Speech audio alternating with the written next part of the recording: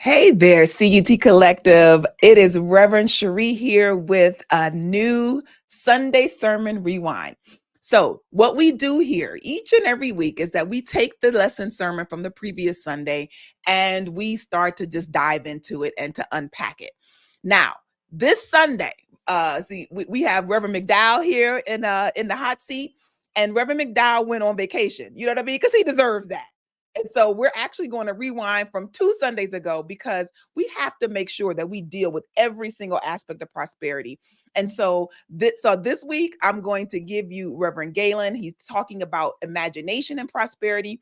And then we will rewind this past week's sermon next week. So just flow. It's all good. We're making sure that you get all that we can give you in order to open your mind to prosperity, because it is important that you understand who you are and what your inheritance is. And then how to access that good, because I think that Reverend Galen really gets into that with this particular lesson.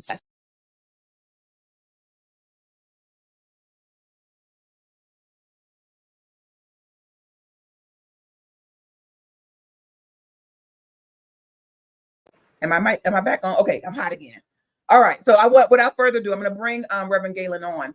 But before I bring him on, I want to make sure that you understand the rules of the game, right? So this is an interactive session. So if you're watching with us live on YouTube or on Facebook, know that you can ask questions in the chat and we will take those questions and work them into the conversation. You're also welcome to share this, like take right now, wherever you are, go ahead and hit the share button. Let other people know that we're having this conversation.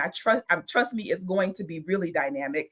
And we just appreciate you in advance for doing that. So you can share this. You can put your question in the comments. And second to that, come on and join the collective. All that you have to do, if you're on Facebook, you can join the collective on Facebook and be a part of our private Facebook group. We're still ramping up and gearing up with that Facebook group content. But it's been really good. And then I'm planning on, I'm just finding the launch date, but we're going to launch a WhatsApp group for those who aren't on Facebook. And, for our team overseas, WhatsApp is the app that their app of preference. So we're going to make sure that we have community building on WhatsApp as well. All right. So without further ado, let me bring Rev on in. Hey there. How you doing? I'm great. How are you? Doing well. Good. It's so good to see you. It's good to see people clicking in here. And I'm going to dive us into this lesson. So one of the things that I really like about the fact that we have these lessons recorded, right, is that you can go back and really kind of like you get the first impression, but then you can let it sink in. So what I'm hoping for is that you'll hear our conversation and then actually go back and listen again, because I always get a blessing out of doing that. I want to just plant that little seed for everybody to do that. But kicking this off, tell me, like, your topic was imagination and a prosperity, the abundant life. Imagine your abundance. Yes. And I know that I even have a little thing there. Abundant life, imagine your abundance. So in this lesson, you talk about, of course, imagination in here, but I want to just kick off with this question, because you asked a really powerful question at the top of your sermon, which is, what are you willing to settle for? Mm-hmm. What are you willing to settle for? And I wanted to bring that to the conversation. And just in your point of view, how do you know if you are settling or if you are living the life you want to live? Like, how do you determine the difference? Well, I don't think it's a complete thinking thing, and I don't think it's completely a feeling thing. I think it's both. When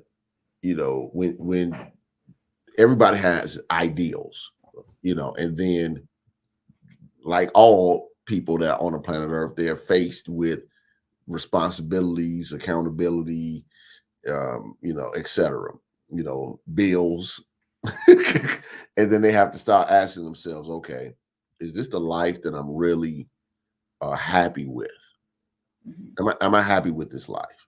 I'm not saying that, that my life or anybody's life won't have challenges and growth opportunities, but in general, am I trending towards what I want or am I not? And this is where feeling comes into play, because once you get in your ideal, your picture of what it is that you think you desire for a life, then you have to ask yourself a question. How close am I from my ideal? So say, for instance, this is the ideal, and this is where I am. The further away I am from my ideal, we tend to be less happy. Yeah. The closer we are to our ideal, we tend to be happier. So the question then comes into play is either I change my ideal or I get to work on getting closer to the ideal, because, or stop complaining. I guess that would be the third option. Then there's that part. Stop complaining, because this is what you have settled for. This is what you've resigned your life to be. So I think we all have to ask ourselves the question, like, okay, how far am I away from where I think I should be at this stage of my life? Mm-hmm. Now, don't kick yourself in the behind about it, because that can have a lot of variables. But the question is, am I trending towards it or am I trending away from it? And this is why Imagine Your Abundance is so important, because as you start to look at your life, when you start to think about what your ideal life should be, before you get a feeling, you have an image. And those images are driving those feelings. So are you feeling as though you're being drawn to those images or not? And here's the real challenge. When people have not even imagined the possibility of a better life. Yeah.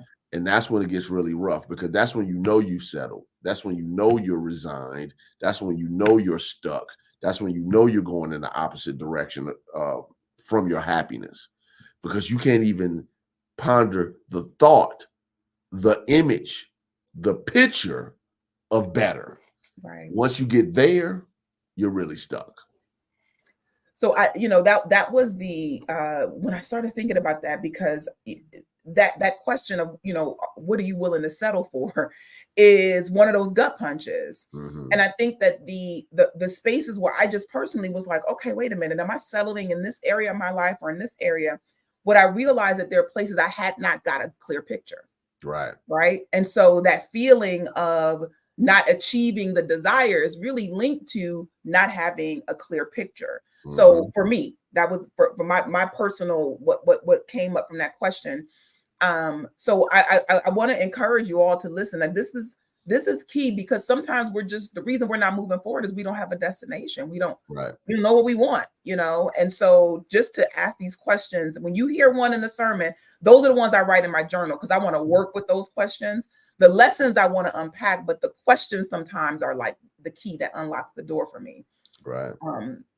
You had a powerful key point, right? About what you can see. I'm going to play that and we'll unpack it a little bit. Okay. If you can see it, you can be it. If you can't see it, you can't be it. I don't care how hard you work for something that you can't see. Often we do the work when we don't have the vision. We don't have the imagination. We don't have the mentality for what it is we say we desire. One of the main reasons why your faith and imagination are so important is because they allow you to see a preferred life and help create it. So in this particular clip, you are linking faith and imagination together. Mm-hmm.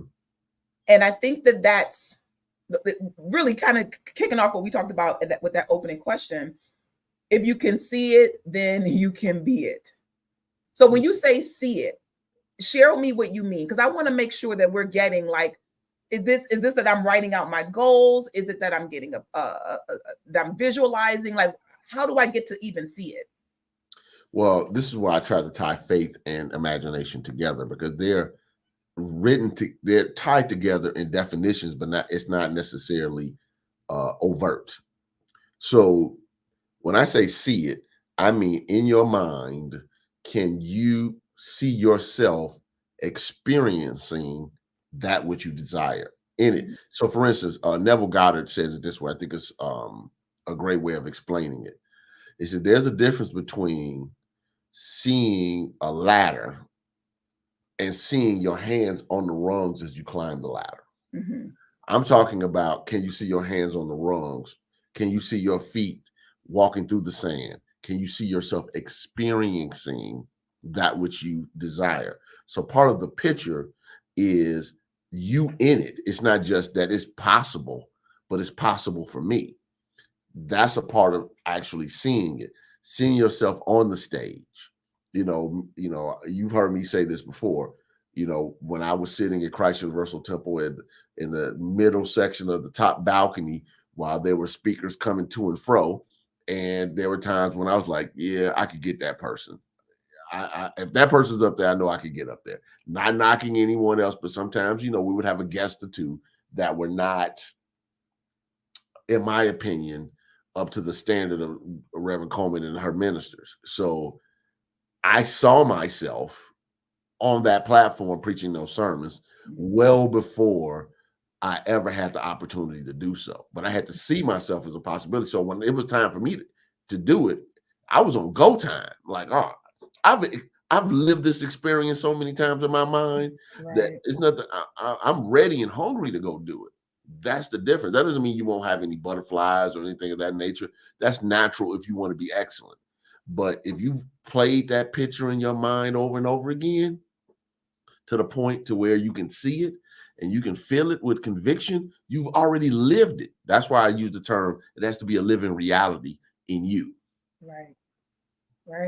There's an experience I had where it would be that I could see it in my mind, but for some reason I felt like everybody wanted the same thing that I wanted. Like it was like I was in such rich competition with everybody else in my mind. And so I had to work through that. Like, so it because I found out that everybody didn't want to be up there. Yeah. That was not everybody's goal, was to be there. So that was a major growth moment for me, that what's mine is mine, and that there is a calling on me there. I mean, and I'm not even speaking specifically about ministry, but that desire, that calling, that urge within you is your unique urge. It has nothing to do with anybody else. Right.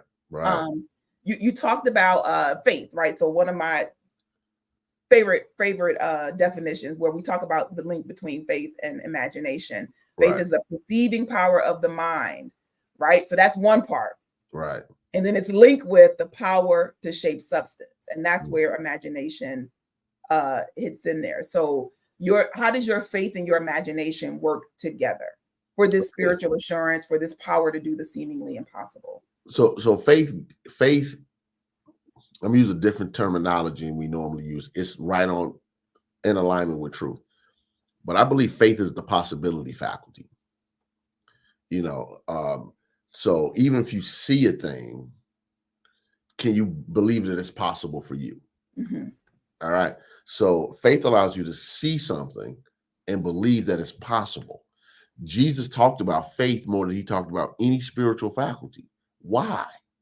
Because he understood that unless you can work with ideas in your mind, unless you can unclothe the ideas in your mind and see what the possibilities and the potentialities are for you in your life, then it doesn't make a difference what God shows you through your imagination. Because imagination does two jobs, which I really didn't drill down in on this sermon because it wasn't the point.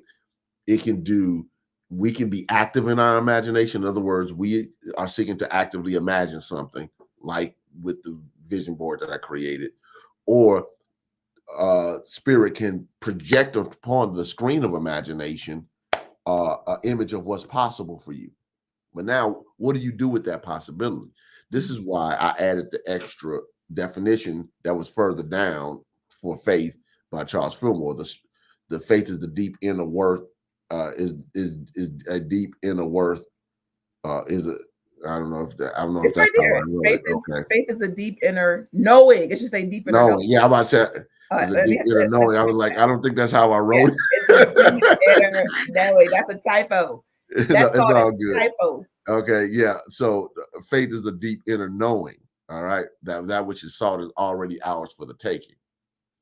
So even though faith is more of like a conscious seeing faculty, it's also connected to some level of conviction. It's also connected to a level of knowing.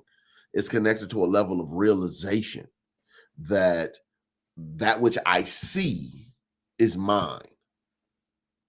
You know, and that's difficult for people at times because, as you start talking about in the competition of life, that when we say is mine, we're not necessarily always talking about things. We're talking about the concept. We're talking about the consciousness. We're talking about the image. Now, the image can show up in a variety of forms, but let's just say a person is working with prosperity, because this is the prosperity series. Faith allows you to be able to say, okay, we know that there are people in the world that are prospered, have been prospered. Then we know that there are people who don't concern themselves about paying bills month to month. Mm-hmm. They exist. Faith says that's possible for me. Faith says I can live out of the abundance and out of the overflow. Faith says there are ideas and the application of those ideas that can bring me into that experience. That's the inner knowing. So now imagination has to form and shape the possibility into a definite image. So when we say faith perceives, this is what I want us to be clear about. Faith perceives the spiritual potential. Faith perceives the potentiality. Faith perceives God's promise. Imagination forms it into a definite thing, so faith can have something more also to work with. So when faith and imagination work together, that's a strong combination. Hopefully I'm explaining this in a way that's helpful and understandable. Yeah, I think that, so I don't know which author created this distinction between realization, manifestation, and demonstration. Like we use those words interchangeably sometimes, but what you described, I kind of attributed more to realization, like that when you have opened yourself up to possibility and shaped it with your imagination, that you have realized your good, and that the demonstration of your good is the experience of it. Well, that minister is me, by the way. No, that's not. I think that might precede you. I know that, but I put it together. Revelation, realization, manifestation. That's me. I'll give it to you. I'll give it to you because you're claiming it. But I can tell you even where I got it from. So I took it from two different Charles Fillmore definitions and I put them together. One of them in Jesus Christ Heals, he talks about realization precedes manifestation. Mm-hmm. That's actually, I believe, even that might be a chapter in Jesus Christ Heals. Mm-hmm, mm-hmm, but in the 12 Powers of Man, he talks about that which will be taught with is beyond what will be revealed is beyond the current level of realization. And it's in a foreword. That's not in the exact word. So I was like, wait a minute. So if there's manifestation or demonstration, and you need the realization, then if a person gets a revelation and they try to jump to manifestation, they're trying to skip a step.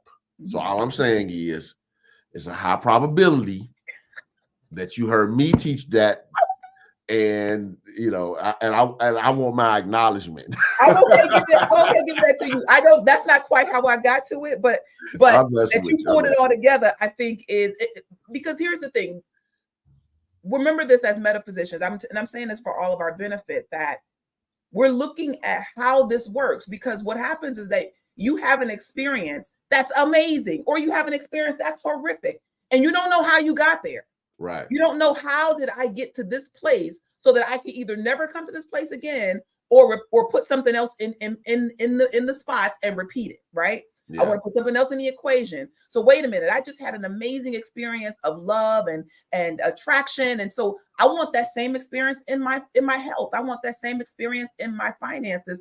And so if you don't know the formula, then you can't go apply something else. You'll start to feel like the wind has to blow a certain way before you get to what you want. So I think that picking these words apart are important so that we can understand the process that is behind the experiences that we have. So yeah, one of the things that I do, since you brought up the terms, all joking aside, I don't need acknowledgement for something.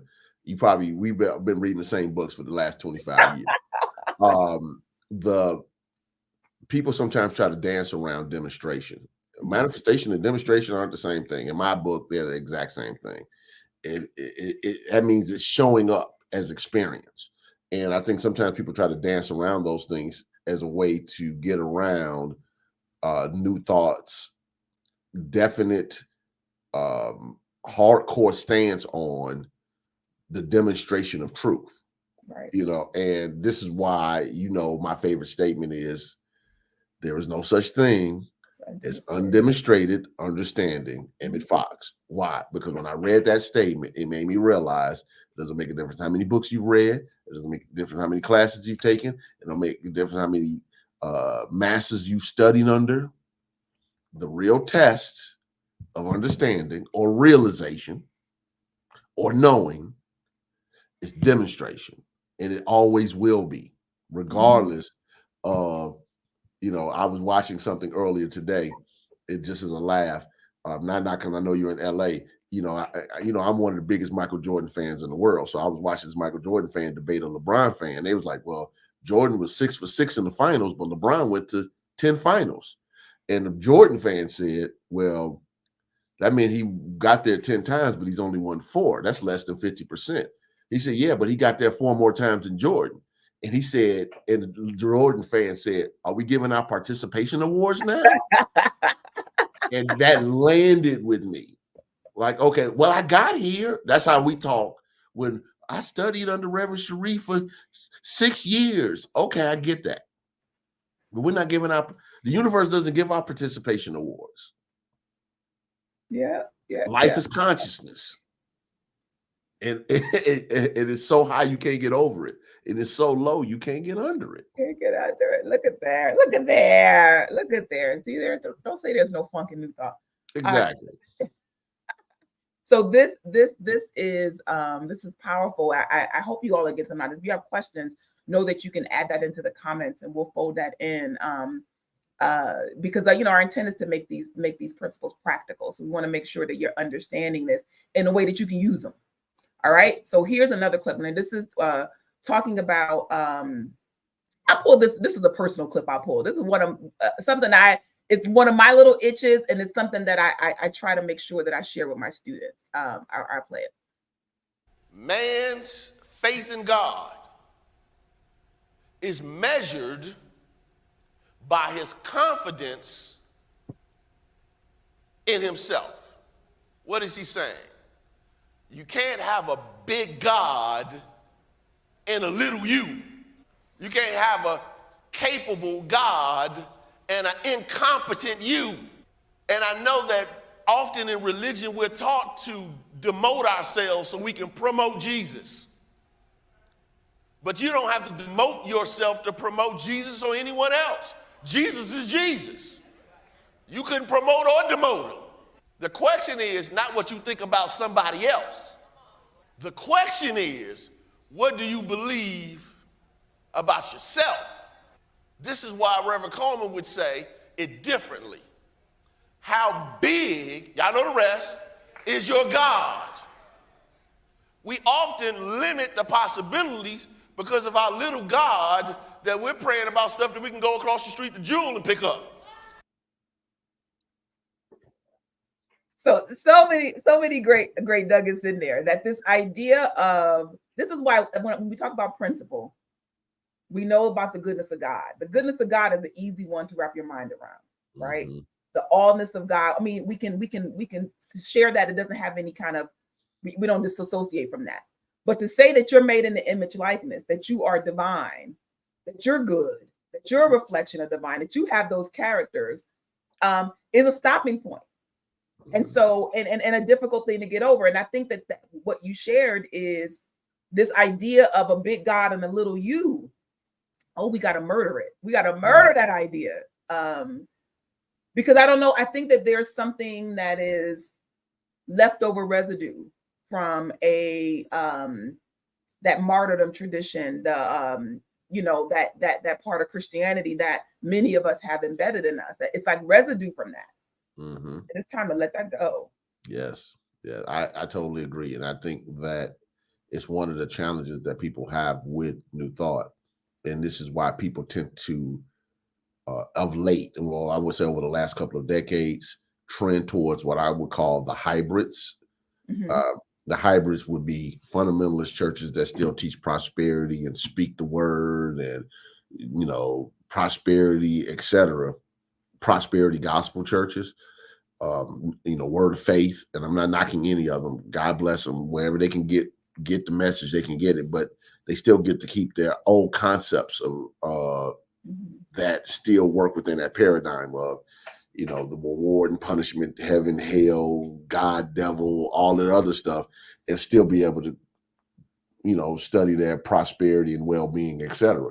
Because it's hard to give up those old concepts of God.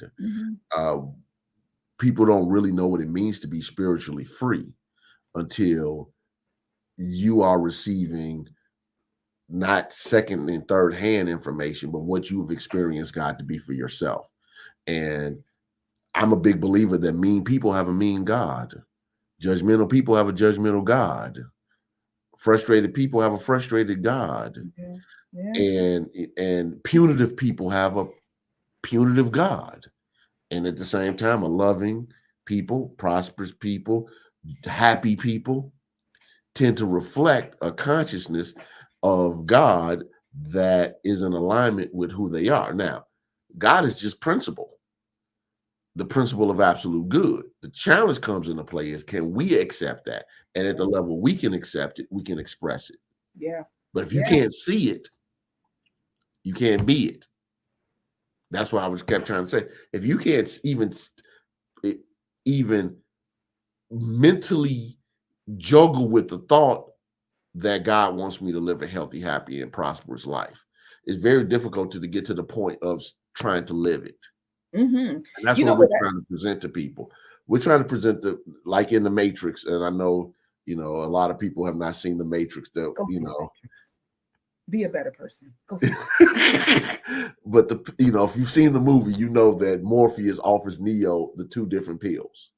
One pill, you stay in the illusion, you stay in the Matrix. You're stuck in the story that was created for you that disempowers you. Or you take the other pill and you wake up to who you really are. I think that's what New Thought is offering everyone. Here's God is principle. God is universal law. God in you.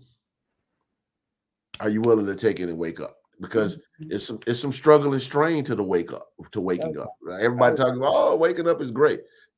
When you don't have someone else to blame, it's his own thing. Listen,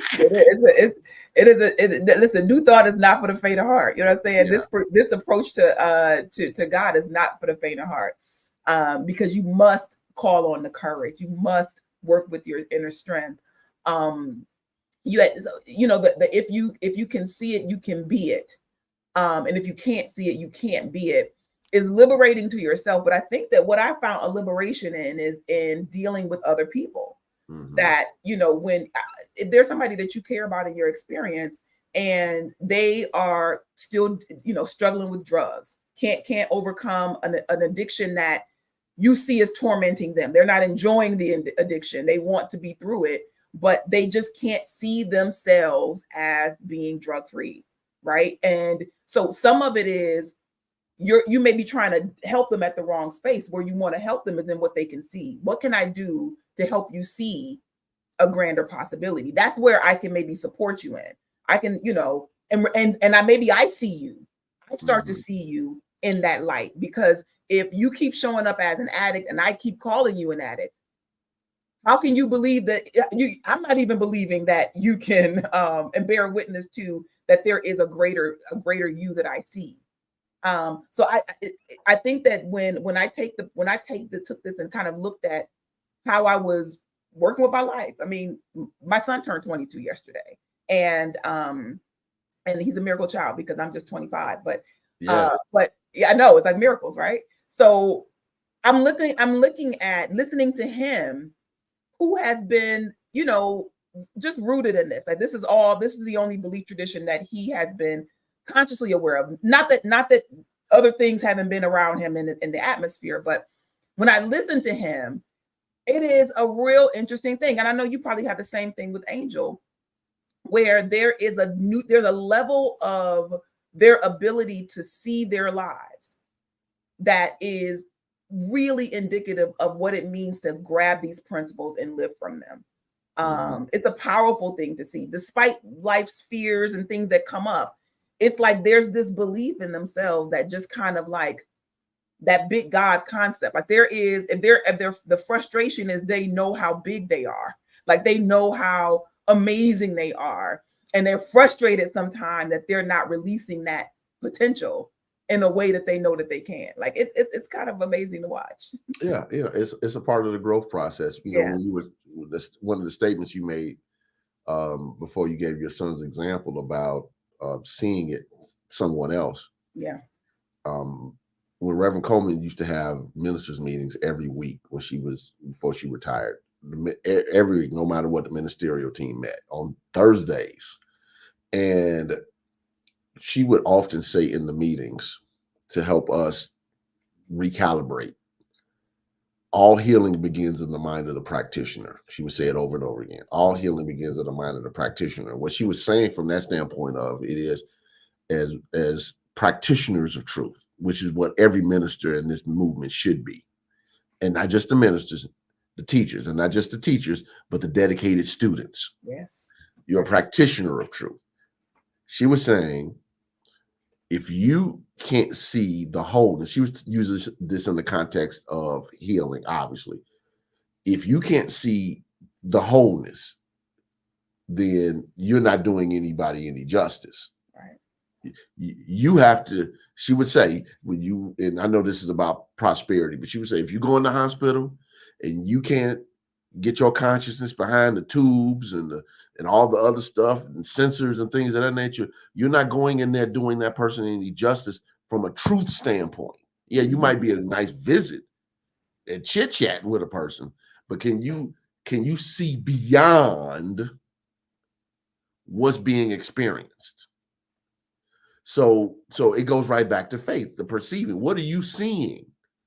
What are you seeing as true about this situation? So you go into your banking app and the money says this, and can you see something else? Right. While the facts are saying this, can you see the possibility of other opportunities presenting themselves to support you? How can God's substance show up differently?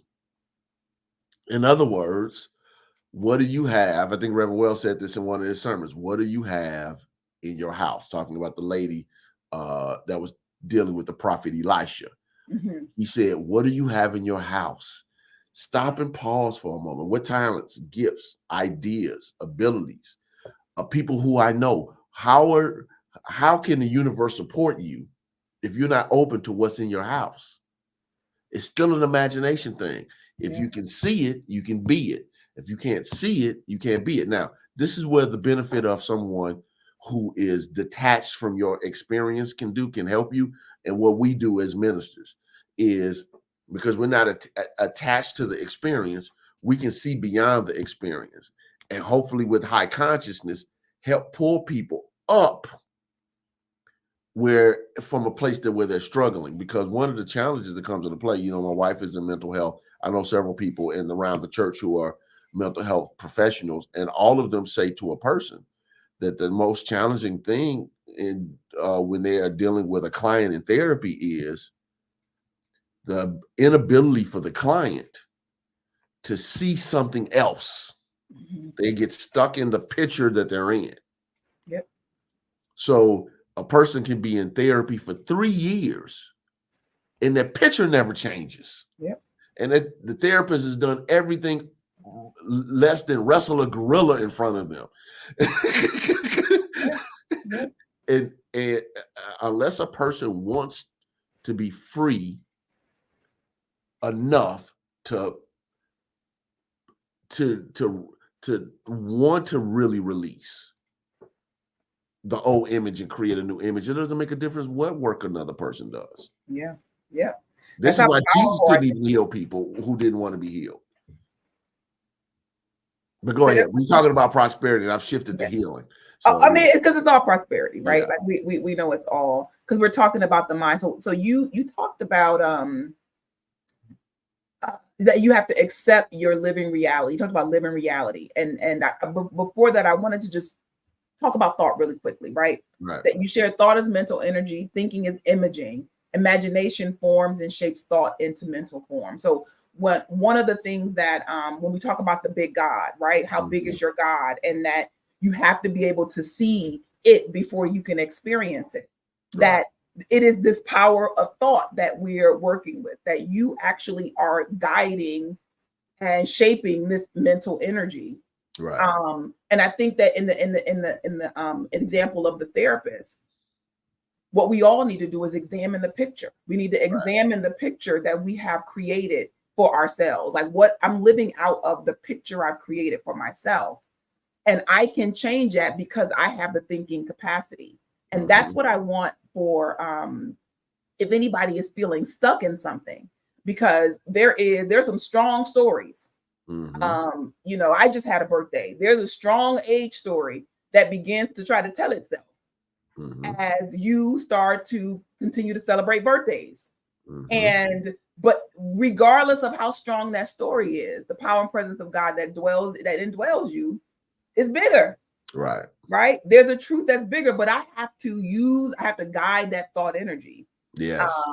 And that is what we have the opportunity to do here. And you said this is the last part of that mental form must be accepted in thought, feeling, word, and action to be true as living reality before it comes into form. So living reality is the buzzword that I want to put out there, and I'm going to play your clip and we'll talk about it. Okay.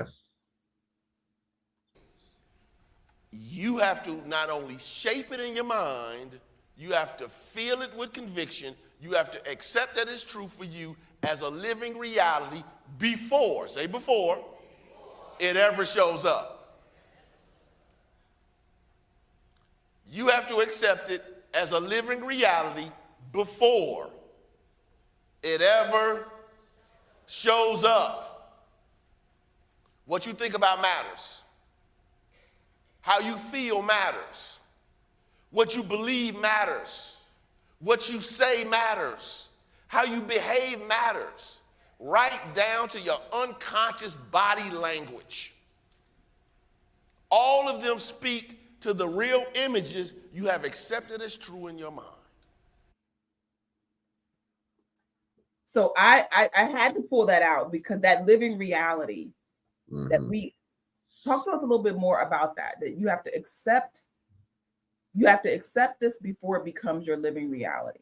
Okay, so I'll go back to a Neville Goddard example. You know, Neville Goddard is one of those New Thought Christian mystics of the 20th century who focused a lot on imagination. And when I was preparing the sermon, I remember reading something. I'm teaching him right now on my podcast, Truth Transformed, with Reverend Gaylon McDowell. And he talks about how when you imagine something, you have to imagine it with your spiritual and mental senses. In other words, just like in physical reality, you can touch, you can taste, you can smell, you can hear, you can missing one. You can, did I say smell? Touch, see, taste, smell, feel, hear. Yeah, touch, taste, see, smell, hear. There you go. So you experience it with all of your five senses, anything, unless something is physically disrupted in your body, all five senses are active. So when you're in an experience in your mind, in your imagination has to have those senses at a mental level working as you are experiencing it. So it's a living reality. It's like waking up from a dream, and the dream seems so real. You woke up like trying to figure out, did that really happen or it didn't happen? Because you know, you can wake up sweating, you can come up anxious, you can have body reactions to a dream because it was so real. Well, I'm saying, or even let's use a example when people are awake. People who have phobias, they can experience something to the point that that this little bitty spider walks past, and next thing they think Godzilla is in their room. And they're having all of the, oh my God, heart rate, et cetera, all of the body reactions that are happening, hormonal changes, all type of things can happen. Adrenal glands are dumping and all that. And it's just a small spider, because what's happening in the mind is actually dictating what's happening in the body.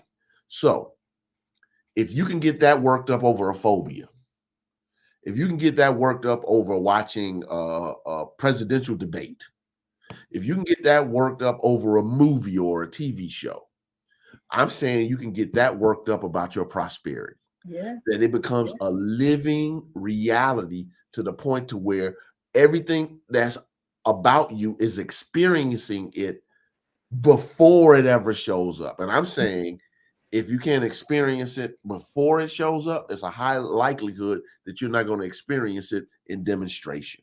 Yeah. And that is, I'm excited to hear that, because when we talk about prosperity, I don't know if I don't know if that idea, using a phobia is a really good example, because we can, like, I'm literally seeing behind me, I don't know if you've ever seen those big Australian spiders, but they were trending on IG for a bit, but they're huge. And I just happened to, I literally saw one in my background. Like, I was like, that'd be a spider to be afraid of, but that's how powerful imagination is. And I saw the spider behind me, and yeah, but this idea of around your like, let's talk about your money.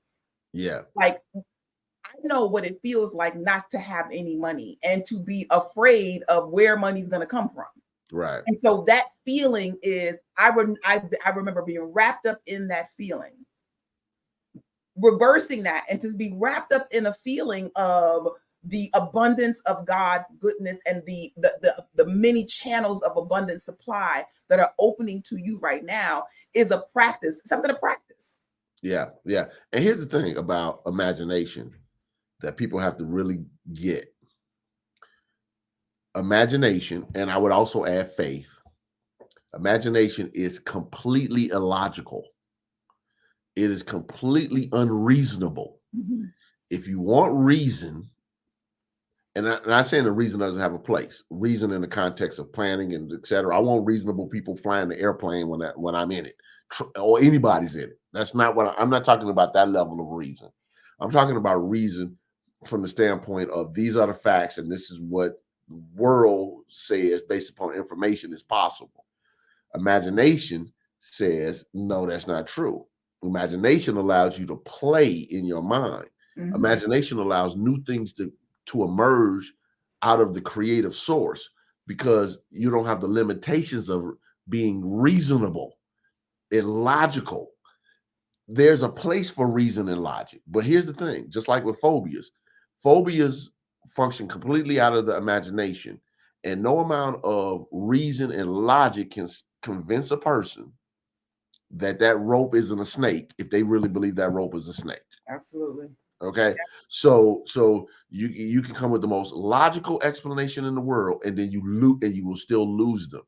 This is telling us, this is a key, that if we can convince ourselves that prosperity is our birthright, and the universe is supposed to support me, and I have infinite channels through which God's substance can show up in my experience, then I open myself up to that possibility, because I'm not being logical. Matter of fact, I would challenge anyone to go read the definition, if you have the Revealing Word, which is also online by Charles Fillmore.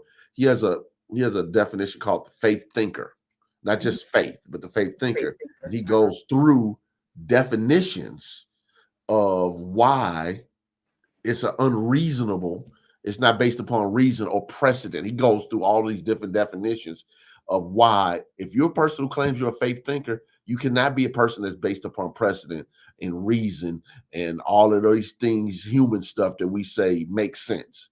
Faith doesn't deal with the make sense. Faith deals in possibility that it brings into demonstration. That's the difference. That's why if you can see it, you can be it. And if you can't see it, you can't be it. Yeah. All right. So I got to play this clip. So this is about, just to get back to money matters, right? Just to be hardcore in the lane of money. I'm gonna play this one. Imagine, see, we're talking about imagination. As you bless it, imagine it going to do what it was sent to do and then coming back to you as more money. Imagine every dollar circulating back to you in greater abundance. As Reverend Ike used to say, you aren't spending or getting rid of money. You are circulating God's abundance. You know, Reverend Ike used to say, never use the word spend, only use the word circulate. But he was trying to get people to understand that if it's God's abundance, you don't send it to get rid of it. You send it to do its job for it to come back. And hopefully it's picking up some siblings and cousins on the way back. Yes. So this idea about circulating wealth, and you follow this up to giving some things to do when you're working with money, and you said to bless it. Right. So what are you, if I'm getting ready to pay a bill, what am I blessing? What blessing am I conferring on my gift? You're blessing the substance at hand. All right. What you have in visible form. You're giving thanks to God as the giver of all gifts, as the infinite storehouse of supply. You're blessing it to go do his job, to bless the receiver, just like you've blessed yourself as the sender. And as you bless the receiver, you're also blessing the substance to come back to you, pressed down, shaken together, and running over. So the idea isn't that that I have something and then I'm sending it to something, so now I have less. Whether it's in my pocket or it's in the receiver's pocket, it's still God's substance that I have unlimited access to. It's shifting the perspective. That's really what I'm trying to help people understand. It's shifting the perception that when I use my financial resources, that means I have less. Now, the bank account might say you have less. Obviously, I'm not telling anybody to be irresponsible, which I said in the sermon. What I am saying is I'm trying to help people shift their mindset around what's possible for them. That which they use can be blessed to go out and touch other people's lives and then circulate back to themselves. It's here's the thing. When it's all said and done, and this is the simplest way I can say it. The only person you have to convince about this truth is yourself. Right. That's it. Everything else, once you get past that, you're winning because you don't have to convince God. You shouldn't care about what other people think. Yeah. So here's what I started to think in the middle of your lesson, and then of course as I get the benefit, it is a blessing to be able to go back and really look for questions, which is why I invite you all to do that. Remember, you can ask me questions, put them in our Facebook group, and I will fold them in. I'll pull those specific clips. But what I was getting is that there's work. There is work. There's effort. Let me use that word. There's effort involved in living a prosperous life. And I think that there's a that could be daunting when you realize how steep you may be in not having enough, right? Of whatever the good is, right? Not having enough is a real felt experience. And so this is the intention to say every money exchange. Now, what Rev will do is say for the next 2,000 days, every money exchange, you need to be blessing it like this. I'm gonna say, just do it today and tomorrow, right? See what it feels like to be that intentional with your money, because one of the things we don't do now is like I was traveling, and I forget what came up. But I realized that I was traveling. I was in Philadelphia with no cash, like $0 on me. I didn't have change. I didn't have dollars, anything, which is unheard of, right? That you would go traveling with no cash. Used to be unheard of. Yeah. So we're not necessarily holding on to money in the same way or writing out checks in the same way. But you did share, like, hey, bless your digital devices as you are exchanging the money. And so I do want to invite you all into that, because I do have a practice that I'm going to share that from the assignment But I do want to just encourage that let's slow down and bless every money exchange. Maybe if you want to go even deeper, like when I'm working out there, like if you want to go beast mode, right? If you want to go beast mode, maybe you bless every time a thought about money comes across your mind. So if it's something that you want to buy or something that you want to give or whatever, when a money thought comes on, that you begin to bless it. He said, bless yourself, right? Acknowledging God as the giver, blessing yourself as the giver, as the person exchanging, blessing the recipient, and blessing the actual substance that it is going to be returned to you, pressed down, shaken together, and running over. Yeah. Yeah. You said it. I don't have anything else to say about it. You wrapped it up. That's it. So Dot said you bless the giver and the receiver to return back to the giver, blessed and multiply. Yes, yes, yes. Thank you for sharing that in the chat, Dot. So again, the work of prosperity. I'm gonna play this one, and I might jump to the assignment. Let's see, because we're running short on time. I want to make sure that we talk through your blueprint. Okay. Prosperity is created by intentional plans and action that are supported by an awareness that God is the source of your supply. In other words, prosperity is a planned event. Let's say that together. Prosperity is a planned event. You know, some people just think, well, I'm just going along to get along and everything's just going to work out for me without any plans, without any structure, without any idea, without any vision, without any feeling, without any conviction, without any faith, without any imagination, without any decisions, without any choices being made. That's like being driftwood in the river, expecting abundance. All right. So the effort, right? Mm-hmm. But I don't want no effort. I want it to be easy. But you know, this is where we have to dig in. All right. Yeah. You got to Well, dig I think it's no different than you want to smell good, you got to get up and bathe. You want, you want good oral hygiene, you have to brush your teeth, you got to scrape your tongue, you got to floss, you have to use mouthwash. If not, you might have some repercussions with your teeth and gums down the line. If you care about how you look and how you dress, it takes intention to pick out your clothes. It takes intention to, get your, I don't have to worry too much about hair, but for those who have to deal with that, I at least keep it cut low so I don't look like George Jefferson. But so my point is, anything that we desire requires some level of intention. Yeah. But when it comes time for prosperity, and God's blessings, we just think it's just supposed to run on automatic. The power to create the experiences we desire, and I use those real human examples because everybody knows that that's how that works. It's no different on the mental side of life. Okay, if I want to tap into spirit, I don't tap into spirit haphazardly or by accident. Yes, it's available to me, but it's not pressing upon me. As I've said, and you've heard me say this numerous times, Reverend Wametta Harrell used to say to me, God is not going to shout over your mental noise.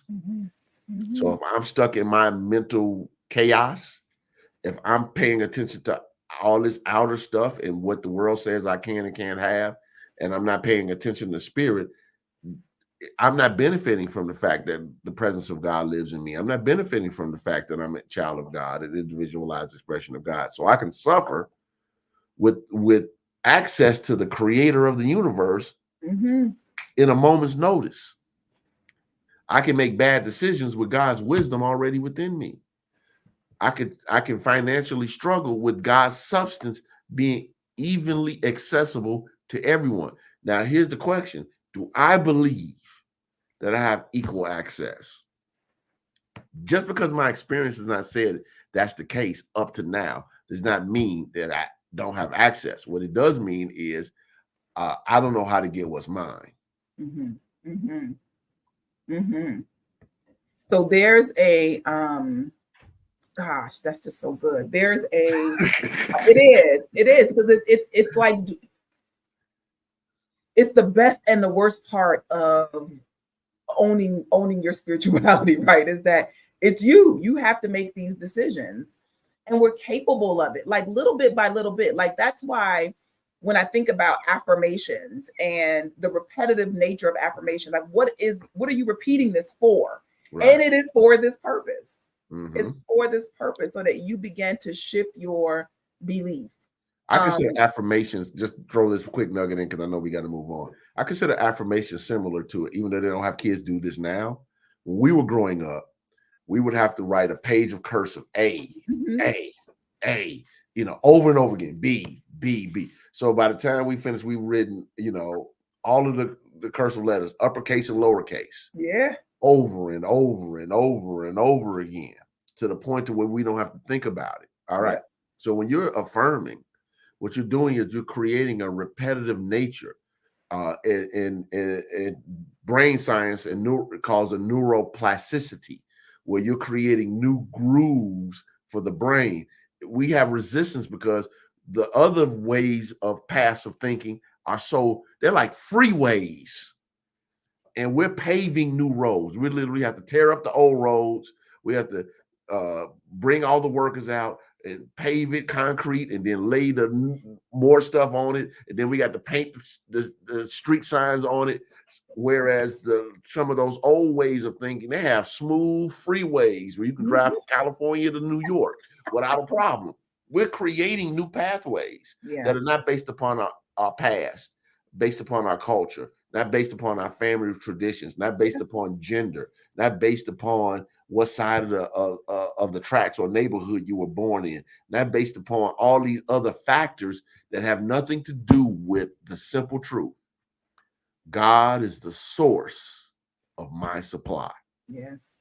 So after saying that over and over again, it's sometimes necessary to create the mental framework for the ideas of prosperity even flow through your consciousness. Yeah.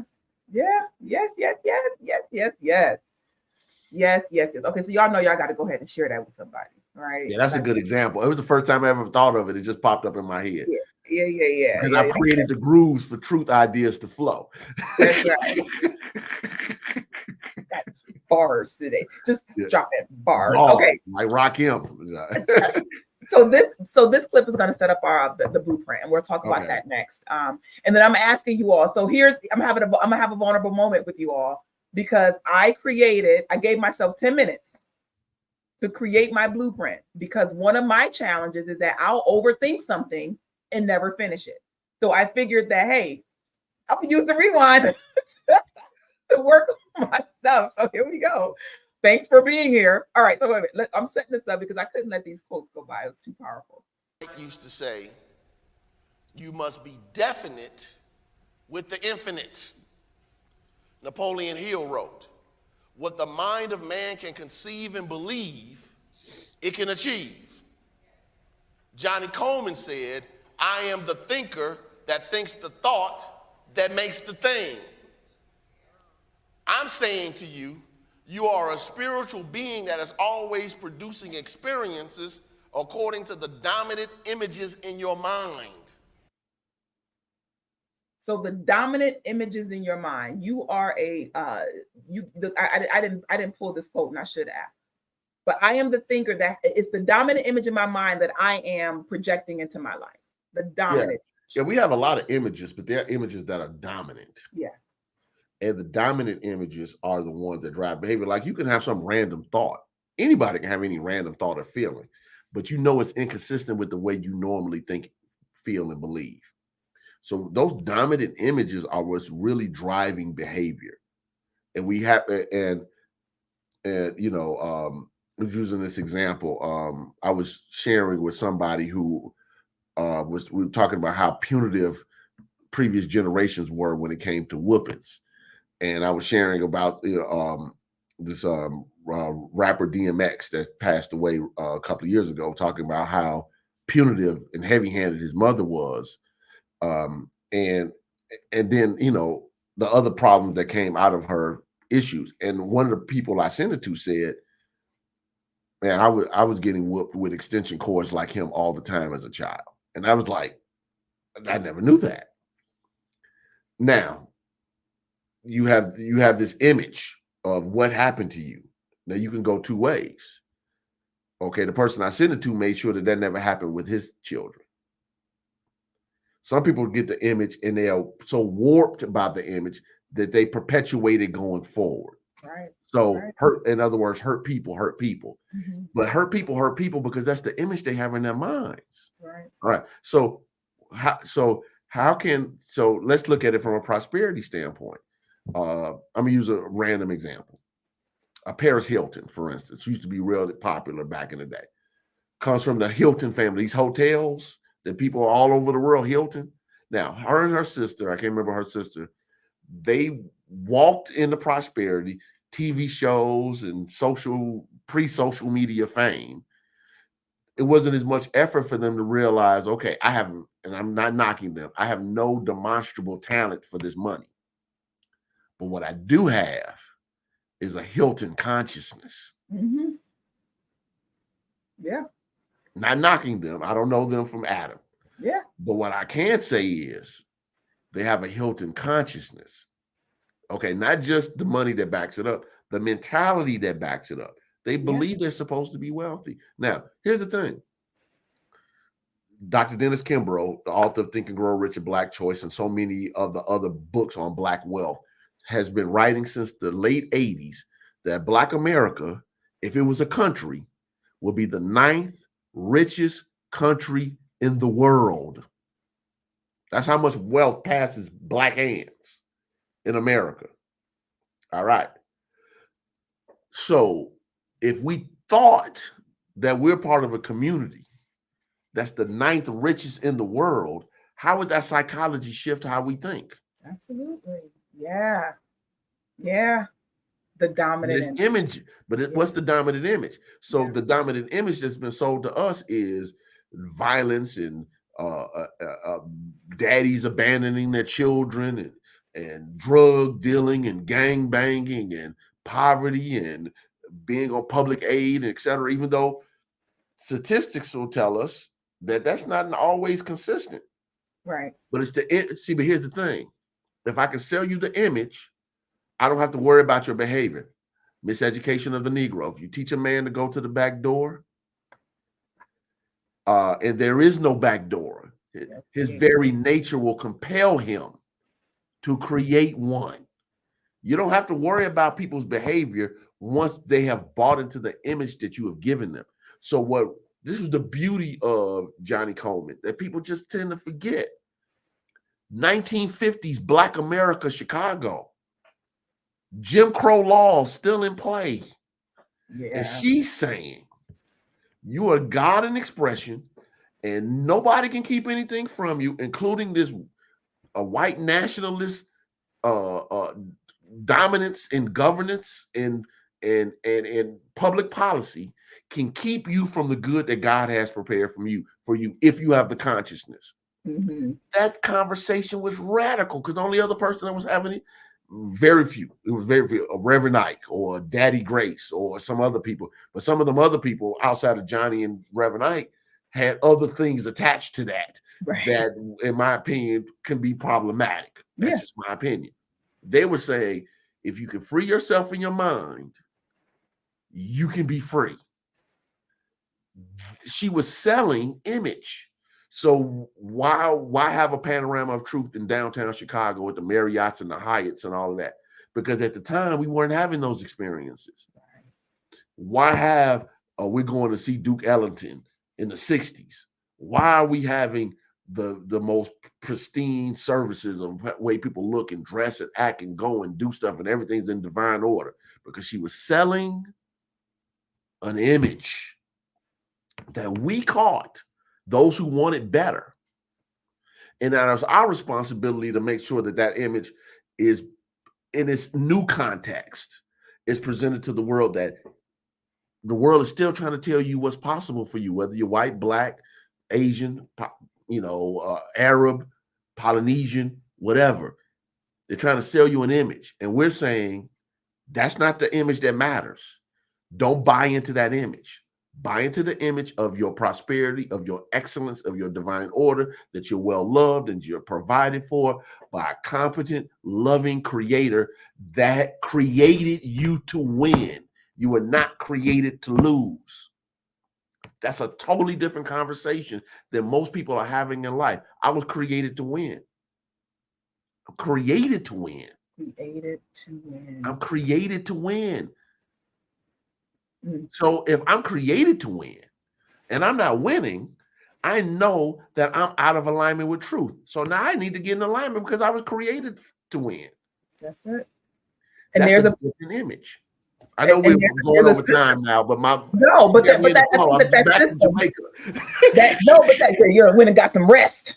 That system though is what we can duplicate, we can replicate, right? So how to get back into alignment is we can use spiritual tools that will help us shift our awareness and help us create a new dominant image, right? That's why I created this.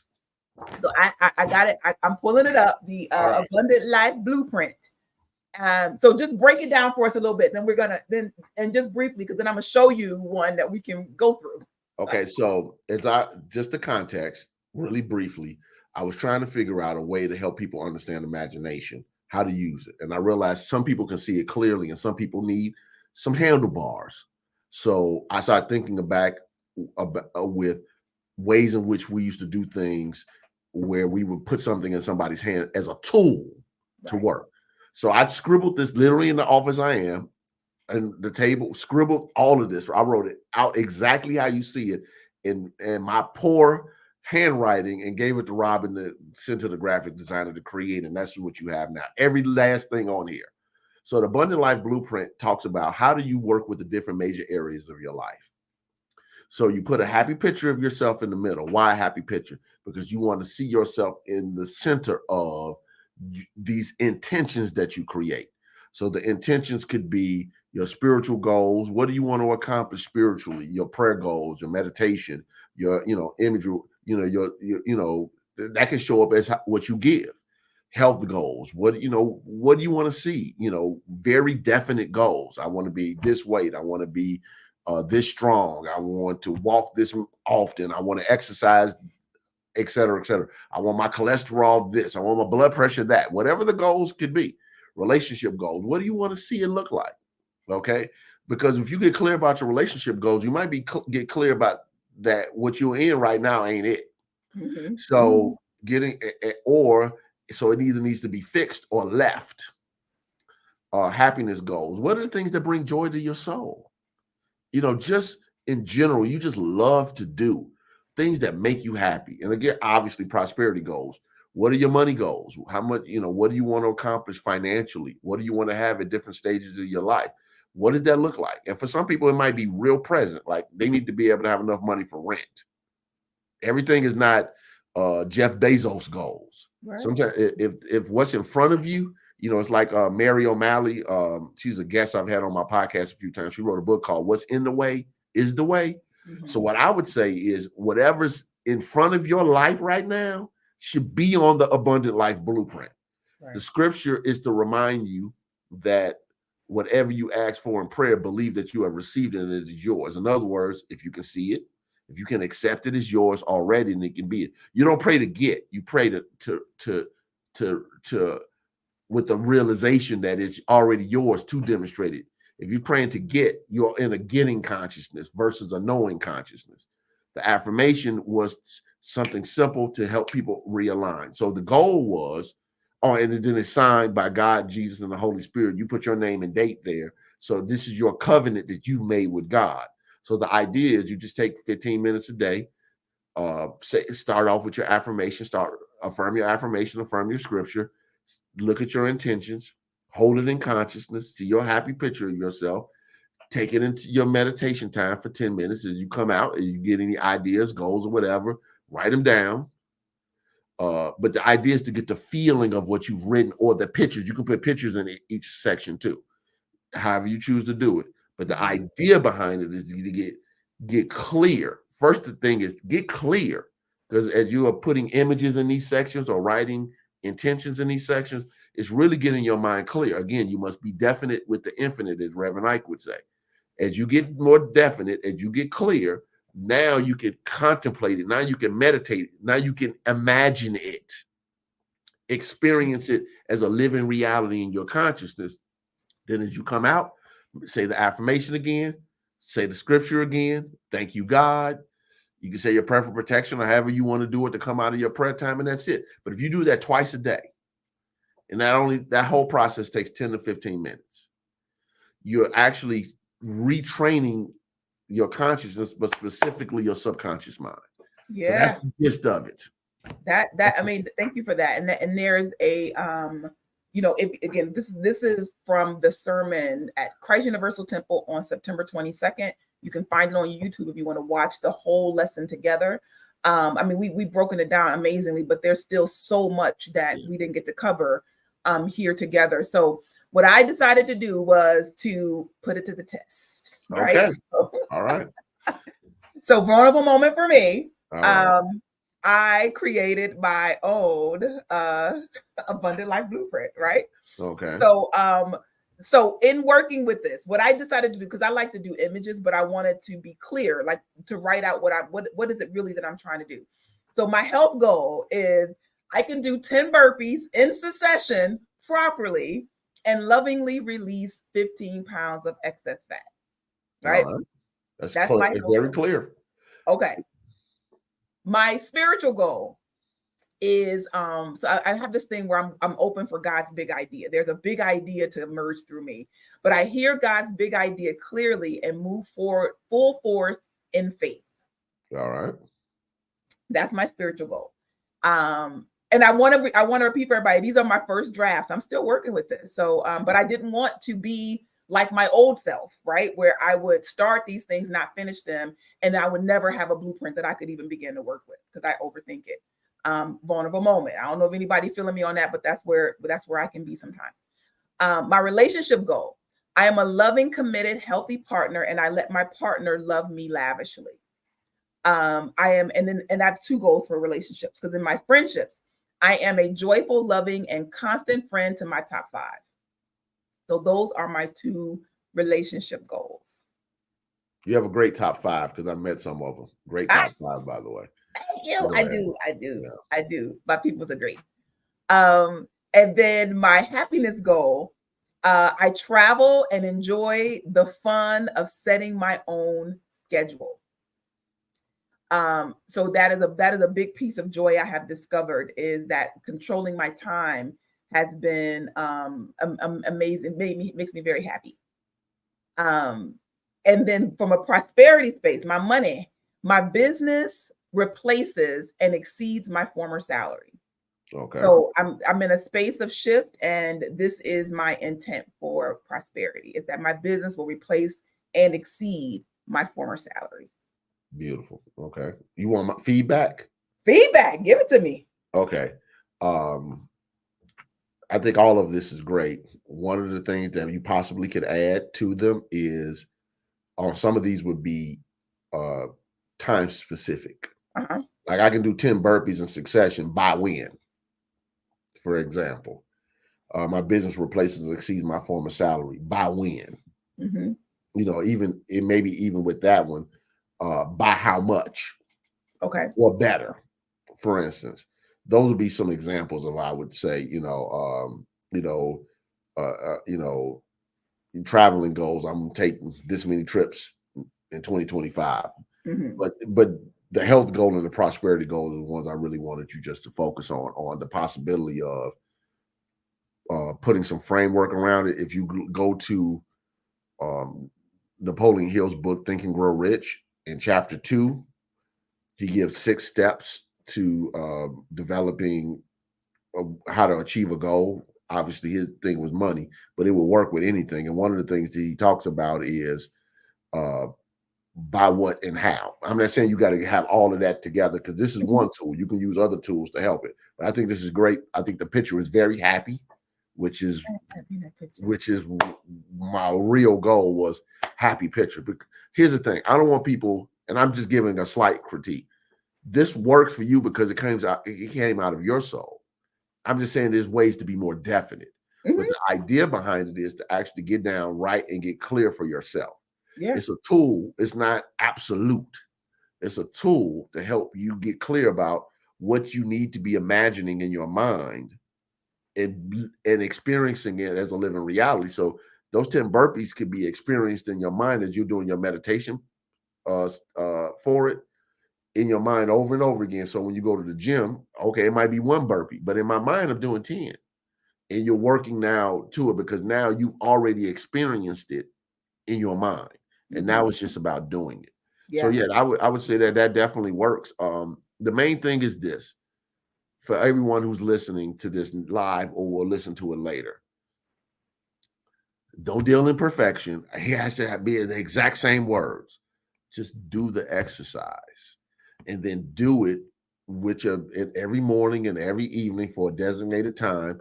I like designated times like Lent and other things because it gives my mind a framework to work around, but that's me. Yeah. Same. Okay. The idea is to get to a point of conviction with it. So where you feel as though, okay, I feel like I've done this enough to us where it's at a state of knowing. If you work on your blueprint and you say, okay, say you got a physical one, because I gave people, we gave these out at church with the really good paper. I'm looking at that. How nice and firm that paper is. Yeah, this paper is very firm. I wanted it to be. Here's the thing. It couldn't be an abundance life blueprint on flimsy paper. And we're talking about prosperity. So we spent some money. Okay. So when I drew this, one of the things I told Robin was I need this on high quality paper. All right. Because we can't teach this prosperity and go cheat with this type of paper. It didn't make sense. This needed to be able to be put up on a wall or inside your closet or your door, or to be able to do something with it to where if it's private in your drawer where it won't get messed up. Okay. So continue to work with it. Now, I do want to add on the Christ Universal Temple website, it's on the homepage, it says Abundant Life Blueprint. You can click on it and you can download this. It also has scriptures that will support the prosperity idea, and eventually all 5 sermons from this series and all 5 sermon rewinds will exist on this one page. So you can download or print your blueprint, and you can get all of the lessons and all of the scripture references on all the sermon rewinds to support what you are seeking to do as a person understanding and developing your prosperity consciousness. Everything will be there for you to be able to transition from wherever you are to a consciousness of abundance. But it works if you work it. Amen. So I challenge you, if you got the abundance blueprint and you have not done the work, do it. Download it. You can, if you have it on computer, you can put the images in it and stuff you want. If you have a physical one like this one, or it's another one, the one you saw had the darker colors around it. I had 2 versions made. This was my second version that I passed out originally because I just like the lighter green. Yeah. Is to make sure that you actually do it. Stop with the perfection. Just dream. Yeah. Yeah. Just dream. What do I really desire for my life? Put it down there. Find images that you can use to support it. I had my wife give me some wallet-sized pictures that I sent her. I want a wallet-sized picture of a particular picture of myself inside my Abundance Life Blueprint. Why? Because I want to be happy.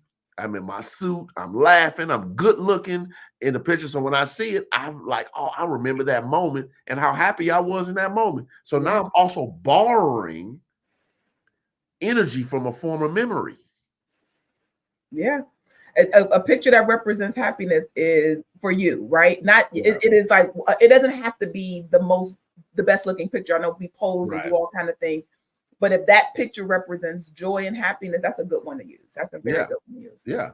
I can't stress what you're saying about just get started, just dream. Like dream. I know Dot shared that she's gonna lemonade her so she can make changes, and I'm gonna say do that. But only if you're gonna just get to it, because I can't tell you how many things I have that are great tools that sit in a drawer. and because I wanted to get ready for them. You know what I mean? Like I forced myself to get ready, and I'll give you guys a digital way to do this. If you are you can't go in there and get that beautiful paper. If you're in Chicago, go to the temple. Y'all got some left?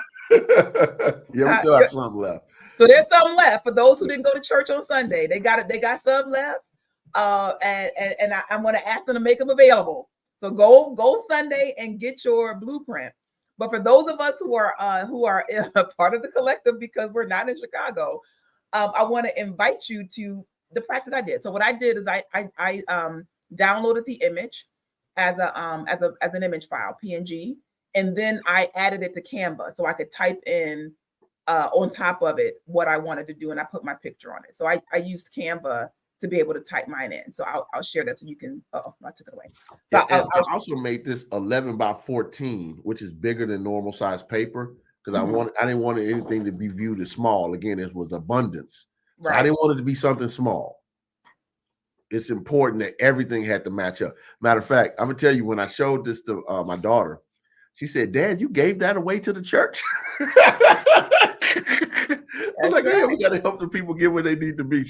So she wanted me to trademark this, so I might have to do that down the line to keep my daughter at bay.